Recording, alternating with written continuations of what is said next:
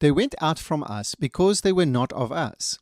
As stated in the previous video, Calvinists or Reformers often use the following passage as a proof text to argue that those who have left the faith were never truly part of the faith.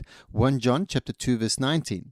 They went out from us, but they were not of us. For if they had been of us, they would have continued with us. But they went out that they might be made manifest that none of them were of us.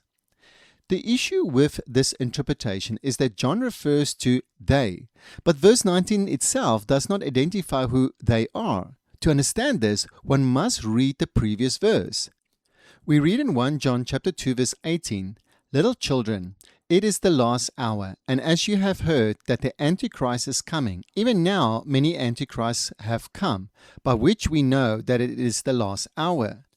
So who is John referring to when he writes that many antichrists have come? This is important to establish because these antichrists are the very people John refers to in verse 19 when he says, "They went out from us." Therefore, the "they" in this context does not merely refer to people who abandoned the faith because they supposedly lack some kind of true faith. John is specifically referring to people who deliberately oppose Christ. We see much of this in the church today. So-called church leaders who have left the church and openly oppose Christ.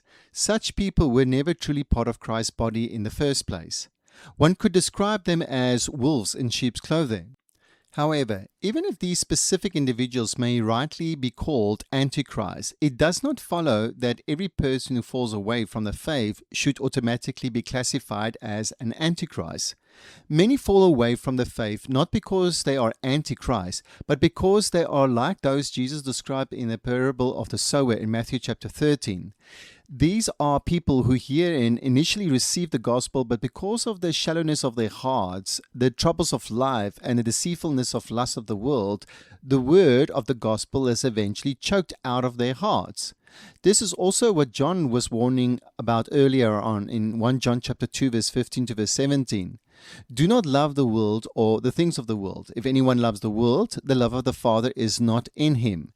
For all that is in the world, the lust of the flesh, the lust of the eyes, and the pride of life, is not of the Father, but is of the world. And the world is passing away, and the lust of it, but he who does the will of God abides forever. Like and subscribe for more 2-minute biblical rebuttals.